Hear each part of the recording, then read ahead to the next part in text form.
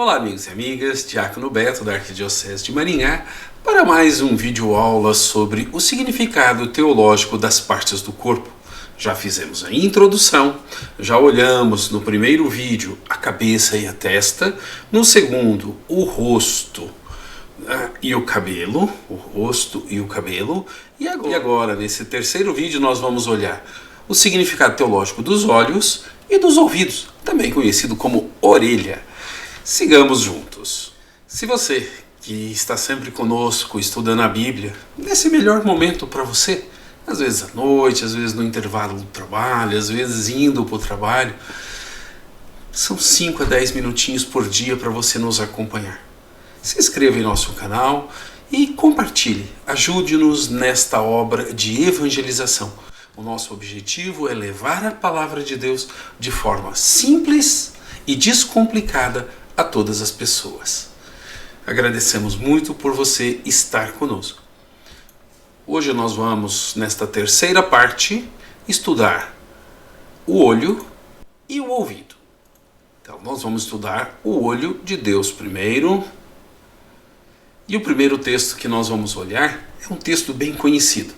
É Lucas 15, de 12 a 35. Nós vamos olhar somente os versículos 20 e 21, para enxugar um pouquinho, que vai falar sobre o olhar de um pai cujo filho vai embora, mas que é cheio de ternura, representando Deus. Olhemos esse texto. Lucas 15, de 11 a 32, os versículos 20 e 21. Então se levantou e foi ao encontro do pai.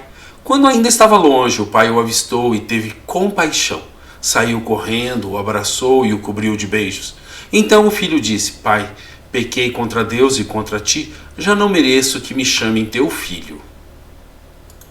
E o restante vocês conhecem, né? Aí o pai vem, troca de roupa, coloca o anel, mata o bezerro cevado e faz aquela festa. E aí nós temos o outro filho vindo, representando todas as tradições, falando assim: pô, mas você sempre esteve comigo, agora esse teu irmão estava perdido e voltou. Esse é o jeito que Deus nos olha. Olhemos de novo aqui. Então se levantou e foi ao encontro do pai. Quando estava longe, o pai o avistou, o viu. Esse é o olhar de Deus. E teve compaixão. Saiu correndo, o abraçou e o cobriu de beijos. Ele estava perdido e agora foi reencontrado. E esse texto é lindo demais. Alguns chamam de filho pródigo. O nome mais correto talvez seja a parábola do pai misericordioso, porque retrata justamente o jeito amoroso que Deus nos trata. O olhar de Deus também vê as nossas omissões. Deus, com o seu olhar, vê as nossas omissões. Salmo 11, versículo 14. Javé, porém, está no seu templo santo, já tem o seu trono no céu. Seus olhos contemplam o mundo, suas pupilas examinam os homens. E de lá ele vê nossas omissões, vê as nossas coisas boas, vê aquilo que deixamos de fazer. O olhar de Deus, como eu falei, também vê as nossas intenções, aquilo que a gente está aqui dentro. As nossas omissões é o que deixamos de fazer, as nossas obras é aquilo que fazemos, e as nossas intenções é aquilo que a gente deseja, mas que às vezes não se transforma em ação, e algumas delas, graças a Deus. Mateus 6, versículos 5 e 6. Quando vocês rezarem, não sejam como os hipócritas que gostam de rezar em pé nas sinagogas e nas esquinas para serem vistos pelos homens. Eu garanto a vocês, eles já receberam a recompensa. Ao contrário, quando você rezar, entre no seu quarto, feche a porta e reze ao seu pai ocultamente. E seu pai, que vê o escondido, recompensará você. Ou seja, não precisamos nos exibir através de oração. Do olhar de Deus, pouca coisa escapa. Deus consegue olhar tudo.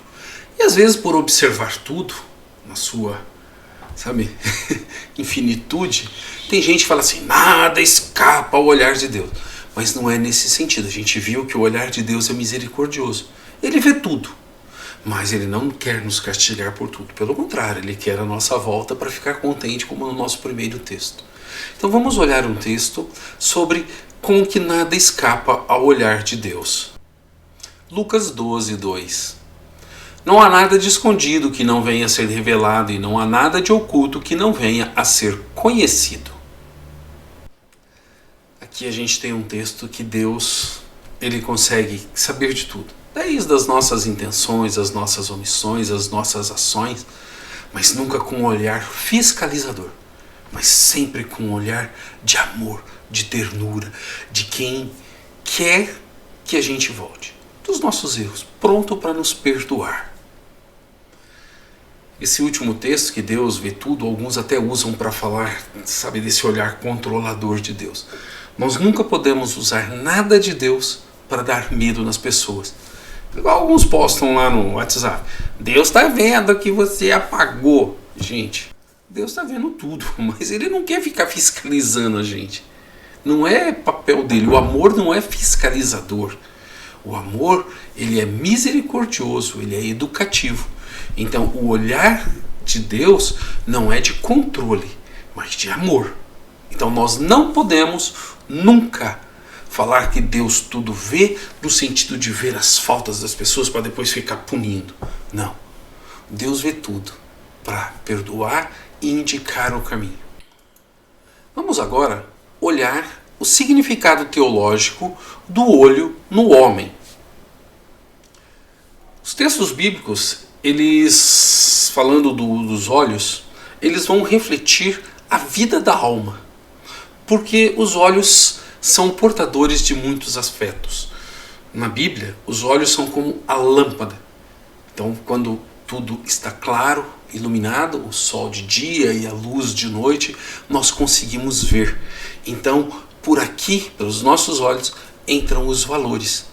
Quais? Desejo, esperança, humildade, compaixão, soberba, brutalidade, nossa, quanta gente bruta hoje em dia, sensualidade e inveja. Então os olhos são portadores de muitos desejos, de muitos valores. Com ele expressamos tudo isso. E tudo isso às vezes entram por nós pelos olhos. A inveja, por exemplo, nossa, olha. Então a gente consegue ver muita coisa. Então vamos olhar como que o olho é a lâmpada do corpo. Lucas 11, 34 e 36.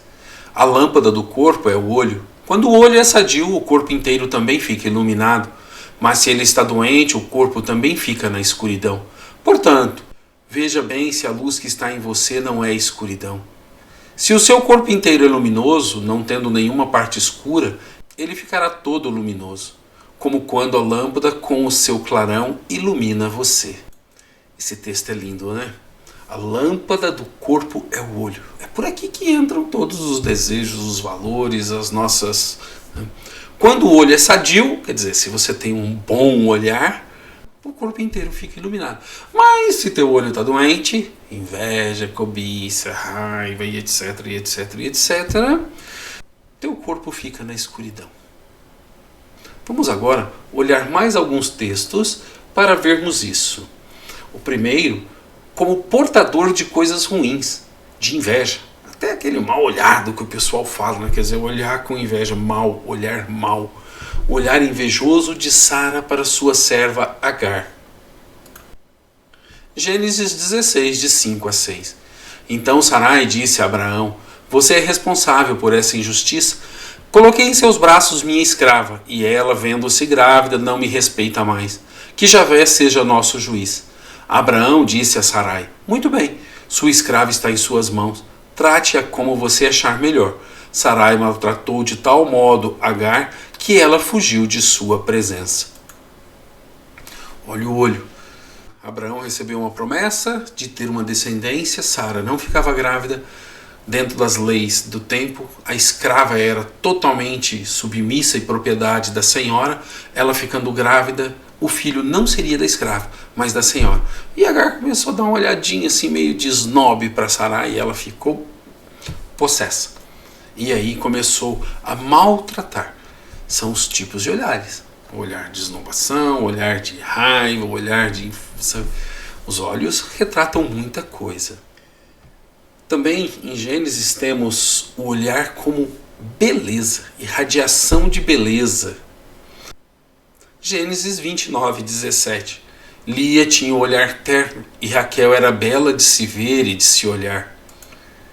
Moças bonitas, né? E o belo sempre é bom de se olhar.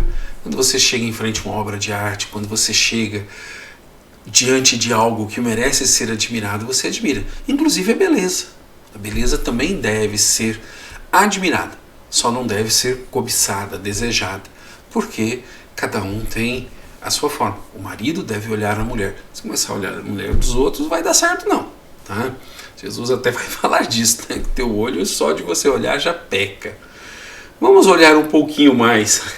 Senão, como expressão de cuidados. Cântico 4:1. Como és bela, minha amada, como és bela, são pomba teus olhos escondidos sobre o véu. Cântico dos Cânticos é um texto bíblico que fala sobre a beleza, tanto do homem quanto da mulher.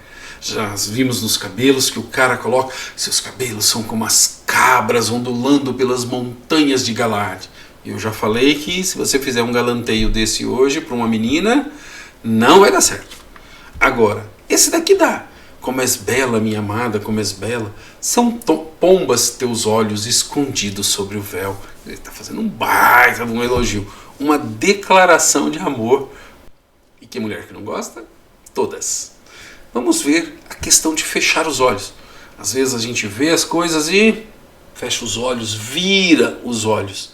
Tá? Você não olhar as coisas, você ver, mas não tomar nenhuma decisão a partir do ver, é você ser conivente com aquilo que está acontecendo de errado. Levítico 24. Se o povo da terra fechar os olhos a respeito do homem que entregou um de seus filhos a Moloque e não o matar, e aí o texto vai continuar, né? Ou seja, fechar os olhos é você saber que alguém, uma criança, estava sendo sacrificada ao deus Moloque, chamado sacrifício da fundação. Todo casal tinha que pegar o primeiro filho, sacrificar a Moloque, enterrar o filho e construir a casa em cima. E quem ver isso daí e não fizer nada, está sendo conivente com algo errado. Porque Deus é única e exclusivamente a favor da vida. Ah, mas e quando Deus pediu para Abraão sacrificar Isaac? A gente tem que ler dentro disso daqui. Abraão ainda está se aproximando de Deus. E Deus vai fazer o quê? Não, você não vai sacrificar seu filho. E aparece um carneiro, porque Deus é radicalmente contra o sacrifício de humano. Ah, Deus estava testando? Deus nos testa, mas não dessa forma, gente. Os testes estão por aí e não são provocados por Deus. Deus permite que sejamos testados, mas Ele está sempre para nos ajudar. Sabe? O nosso olhar também pode transmitir dor. Apocalipse 21:4. Ele vai enxugar toda lágrima dos olhos dele. Nunca mais haverá morte, nem luto, nem grito, nem dor. Sim, as coisas antigas desapareceram. Esse texto é lindo, né? Vai enxugar todas as lágrimas. Por quê? Porque a lágrima justamente escorre dos nossos olhos para demonstrar a nossa dor. Às vezes até alegria, né? Chorei de alegria. Mas a lágrima é justamente essa expressão de dor. Então, Deus vai enxugar toda a lágrima dos vossos olhos. E nunca mais haverá morte, nem luto, nem grito, nem dor. Ou seja, viveremos a felicidade eterna perto de Deus. Também pode, além de dor, tristeza, né? Sabe aquele olhar baixo? João 16:20. Eu lhes garanto, vocês vão chorar e se lamentar, enquanto o mundo vai se alegrar. Vocês ficarão angustiados, mas a angústia de vocês se transformará em alegria. Ou seja, vocês ficarão tristes, angustiados, sabe? Mas a angústia de vocês, a tristeza de vocês, se transformará em alegria. Ou seja, se os nossos olhos estão tristes é porque o nosso corpo está sofrendo, a nossa alma está sofrendo. E Deus vai, sabe, ficar com a gente para que sejamos alegres. Quando? Agora? Não. Sempre no depois. Todas essas promessas de Deus são escatológicas. Às vezes isso não virá como dinheiro, como saúde, como recompensa. Às vezes não seremos curados das nossas dores, das nossas doenças. Agora, as promessas de Deus não são para o aqui e o agora. Quem quer todas as promessas de Deus e aqui e agora, a gente chama pessoas que leem a Bíblia pela teologia da retribuição, da prosperidade, e não a teologia da graça, do êxodo, a leitura correta da Bíblia. Alegria, como a gente já falou. Vamos ver um texto sobre alegria. Salmo 126, 5 e 6. Os que semeiam com alegria ceifam em meio a canções, vão andando e chorando ao levar a semente. Ao regressar, voltam cantando, trazendo seus feixes. Esse texto é muito bonito, porque mesmo que soframos, nós vamos ter alegria porque nós sabemos do depois. O livro do Apocalipse, se você quiser, pode estudar lá na playlist. São 18 vídeos sobre o Apocalipse e nós trabalhamos muito isso. A esperança do livro do Apocalipse. Que é justamente isso. Mesmo sofrendo, existe alegria. Por quê? Porque não é o aqui e o agora. É o depois. Vamos olhar agora um resumo sobre os significados teológicos dos olhos, tanto em Deus como nós, humanos. Em Deus, é o olho misericordioso, cheio de perdão, que vê nossas omissões, vê nossas intenções, que nada lhe escapa, mas que nunca está vigiando a gente, controlando, mas querendo nos ajudar, pronto para saber aonde estamos e o quanto precisamos. Já no homem, o olho é a lâmpada do corpo, é o portador das coisas ruins, aquele mal-olhado, cheio de inveja. Ele também porta beleza, expressão de cuidado. Os olhos fechados, não ver o outro, ser complacente com as coisas ruins, de tristeza, de dor, mas também de alegria. E agora vamos ver quantas vezes o olho e os olhos aparecem na Bíblia. Olho, 58 vezes. Olhos, 483 vezes.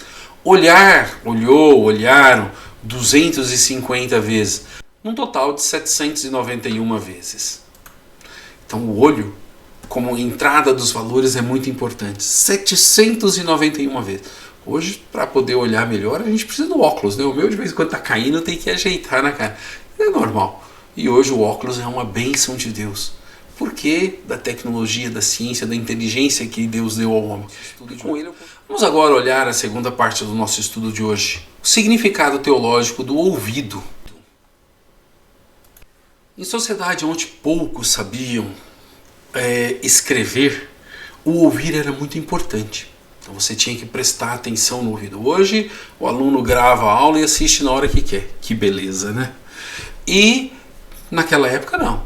Você tinha que ouvir. Você nem sabia escrever direito. No Brasil, na década, há 100 anos atrás, 5% da população sabia ler. E hoje nós temos muitos analfabetos ainda. Então, nessas sociedades antigas, principalmente nos templos bíblicos, saber ouvir era muito importante. Na Bíblia, a frequência maior do ouvir é como símbolo de comunicação. Para o povo de Deus eram sábias as pessoas cujos ouvidos estavam abertos ao ouvir. Deus ouve, né, coisas boas, coisas ruins e pensamentos. Ou seja, saber ouvir tudo. Para o povo de Deus, eram sábias as pessoas cujos ouvidos estavam abertos ao ouvir. Tanto coisas boas quanto ruins, coisas de Deus. Então Jesus vai falar, quem tem ouvidos, ouça. Justamente por causa disso. E não eram inteligentes. Vocês lembram que nós já trabalhamos isso? Inteligência é uma coisa, na Bíblia é sabedoria. Sabedoria é interpretar os caminhos que nos levam a Deus. Um sábio é quem sabe interpretar os caminhos através dos sinais da vida, dos pedidos de que Deus nos faz, dos sinais que Deus nos dá, para que possamos nos aproximar dele. Vejamos. Vamos primeiro olhar o significado teológico do ouvido de Deus. Salmo 3, 9 e 10. Afastai-vos de mim, malfeitores todos, e Yahvé escutou a voz do meu plano. Yahvé ouviu o meu pedido. e Yahvé acolheu a minha prece. Deus que ouve o nosso clamor, que ouve o nosso gemido, a nossa dor. Às vezes a gente quer que a resposta seja imediata. O tempo de Deus é um pouco diferente. Deus também ouve aquilo que falamos de ruim. Segundo Reis 19:16, inclina teu ouvido, Javé, e escuta. Abre teus olhos, Javé, e olha. Ouve as palavras de Senaqueribe, que mandou mensageiros para insultar o Deus vivo. Ou seja, Deus que está ali e consegue ouvir as coisas que estão feitas de ruim. Deus também escuta. A gente fala que Deus vê, escuta os nossos pensamentos. Mateus 6,6. Ao contrário, quando você rezar, entre no seu quarto, feche a porta e reze a seu pai ocultamente. E o seu pai, que vê o escondido, recompensará você. Aqui o ver e o escutar muito próximo. E seu pai que ouve o escondido vai recompensar você. Quando? Agora? Não. Todas as recompensas de Deus são escatológicas. É depois. Aqui é apenas a felicidade que eu sinto de viver perto de Deus e saber que depois é a eternidade. E assim a gente olhou os principais significados teológicos do ouvido de Deus, do ouvir de Deus. Vamos agora olhar significados teológicos do ouvido do homem. O ouvido do homem representa juízo. Quem tem juízo, ouve. Me ouve, moleque. Nossa, ouvi tanto isso daí, gente. De conhecimento. Numa sociedade que poucos sabiam ler, ouvir era muito importante. Hoje, às vezes, é ler. De pertença. Quem ouve pertence, está próximo. Não tinha alto-falante, som naquela época. De prudência, de clamor, de fé, de seguimento, de obediência. Vamos começar vendo o juízo. Marcos 4,9. E Jesus dizia: quem tem ouvidos para ouvir, ouça. Esse é o primeiro ponto. Quem tem juízo, ouça. Quem não tem juízo, não vai ouvir essa palavra bonita de Jesus. Vai ser como um estulto, um tolo. Vai deixar a vida passar, não vai ouvir as coisas e vai continuar na sua. Vamos ouvir mais uma, sobre conhecimento, como que o ouvir é conhecimento. Provérbios 23:13. Aplica ao teu coração a disciplina e aos teus ouvidos a palavra do conhecimento, já que poucos sabiam ler naquele momento. Então ouvir era muito importante. Também o ouvir é pertença a Deus, ou seja, eu ouço Deus porque eu pertenço ao povo de Deus. João 8,47. Quem é de Deus ouve as palavras de Deus. Vocês não o ouvem porque não pertencem a Deus. Olha que texto bacana. Quem é de Deus, ouve Deus. Quem não é de Deus, não ouve Deus. Simples. Ah, mas eu faço um monte de coisa, mas não ouço Deus. Continuo fazendo tudo do jeito que eu queria. Errado. Não está na pertença ao povo de Deus. Saber ouvir também é sinal de prudência. Mateus 7, 24 e 25. Portanto, quem ouve estas minhas palavras e as pratica é como um homem prudente que construiu a sua casa sobre a rocha. Caiu a chuva, transbordaram os rios, sopraram os ventos e deram contra aquela casa, e ela não caiu, porque tinha seus alicerces na rocha. Esse texto é muito lindo, muito usado em casamentos, né? Portanto, quem ouve estas minhas palavras e as pratica é como um homem prudente, como uma mulher prudente, que construiu a casa sobre a rocha. E veio vento, e veio chuva, e transbordaram os rios, e continuou firme. Agora, quem não ouve essas minhas palavras é como um homem imprudente, como uma mulher imprudente. Então, saber ouvir Deus é justamente esse sinal de prudência ou de imprudência. Não ouvir, né? Que triste. O nosso ouvido também é um sinal de clamor, sabe? De que a gente clama a Deus. Jeremias 33:3. Clame a mim e eu responderei, e direi a você coisas grandiosas e insondáveis que você não conhece. Ou seja, quando a gente clama a Deus, a resposta vem. Às vezes não com o jeito que a gente quer. Às vezes pela simplicidade de alguém, por um texto bíblico, por um momento de silêncio. Deus se comunica com a gente de formas magníficas, misteriosas. E às vezes a gente não percebe porque a gente quer só a grandiosidade. Ouvir também é um símbolo de fé. Quem sabe ouvir, tem fé. Vejamos. Romanos 10:17. Consequentemente, a fé vem por se ouvir a mensagem, e a mensagem é ouvida mediante a palavra de Cristo. A fé, ela vem por a gente ouvir, é o acreditar. E às vezes a gente não vê nada, mas a gente acredita porque a gente ouve a palavra, e essa palavra nos abastece. E isso é muito importante.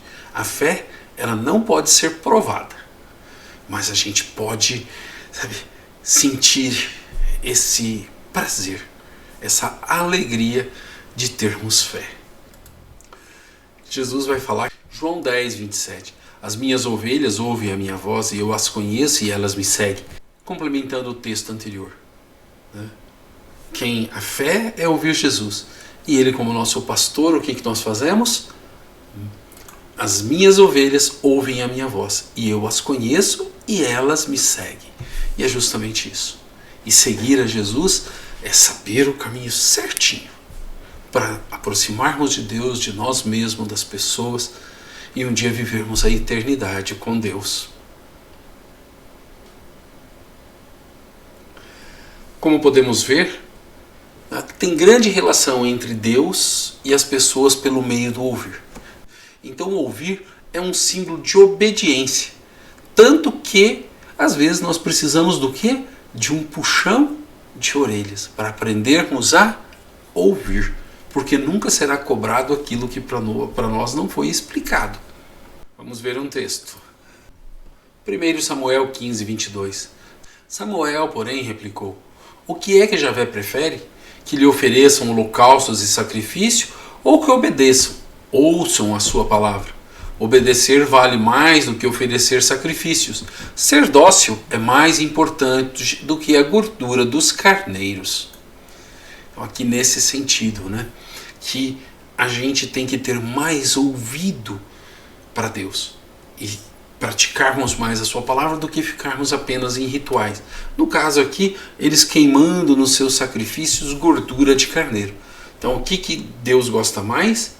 Obedecer, ouvir, mudar de vida conforme a palavra, conversão, vale mais do que sacrifícios. Às vezes No Antigo Testamento, as leis falavam que a orelha de um escravo ou escrava que, de livre vontade, quisesse permanecer com o seu senhor, fosse perfurada como sinal de pertença a essa pessoa.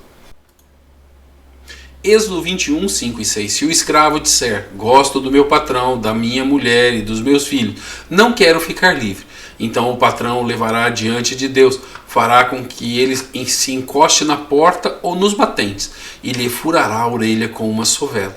Aí ele se tornará seu escravo para sempre. Aqui não vai dar para a gente explorar tudo, mas a porta da casa era o lugar onde antigamente eles faziam pequenos artefatos, pegavam assim, colocavam um suportezinho e colocavam seus deuses em cima. Então a batente da porta é importante por causa disso. Lá no Êxodo nós vamos ter os umbrais das portas, umbrais porque está na altura dos ombros, pintados. Aqui a orelha do escravo é furada no batente da porta. Então, o batente da porta. E só para complementar, também o marido, quando casava, pegava a mulher no colo, fora da porta, dava 2 passos e colocava dentro da porta. Para falar assim, tudo que era seu você deixou para trás. Agora você está adquirindo tudo que é meu, inclusive os deuses, as divindades, a forma de religião e tudo mais. Por quê? Porque agora a mulher pertencia ao marido. Hoje não é isso o significado de levar a mulher no colo na noite de núpcias. Graças a Deus. A ação de inclinar o ouvido e escutar é grande sinal de querer aprender e se aproximar de Deus. Isaías 55:3. Deem ouvidos a mim, venham para mim, me escutem que vocês viverão. Farei com vocês uma aliança definitiva. Serei fiel à minha aliança e à amizade com Davi. Deem ouvidos a mim, venham para mim, me escutem, que vocês viverão. É o ouvir a Deus. Vamos agora olhar um resumo sobre o ouvido que nós falamos tanto de Deus quanto do homem. De Deus. Ele ouve as coisas boas, as coisas ruins e os nossos pensamentos. Já o homem, o ouvir é sinal de juízo, de conhecimento, de prudência, de clamor, de fé, de seguimento, de obediência, de pertença e de arrependimento. Vamos ver quantas vezes aparece na Bíblia. Ouvido, 77 vezes. Ouvidos, 141 vezes. Orelha, 16 vezes. Orelhas, 4 vezes. Ouvir, ouvindo, ouçam, 970 vezes. Num total de 1.208 vezes. Eu já falei para vocês que quanto mais vezes algo aparece, maior o significado. O ver é importante, mas o ouvir a palavra de Deus, ouvir, sabe, as mensagens, ouvir, nossa, é muito importante. E assim nós terminamos esse nosso terceiro estudo. Já fizemos uma introdução, a primeira parte, a segunda parte, a terceira. É o quarto vídeo, o nosso terceiro estudo das partes do corpo, porque a primeira foi uma introdução. E vimos o significado teológico, tanto do olho quanto do ouvido. E vimos como que é importante vermos bem, mas ouvirmos muito bem, ouvirmos Deus. Foi uma alegria tê-lo aqui conosco, tê-la aqui conosco nesse estudo bíblico. No nosso próximo estudo, continuaremos vendo mais umas partes importantes do nosso corpo, dentro da Bíblia. Se inscreva no nosso canal, compartilhe com seus amigos e ajude-nos a evangelizar. Sigamos todos juntos até o nosso próximo estudo. Paz e bem.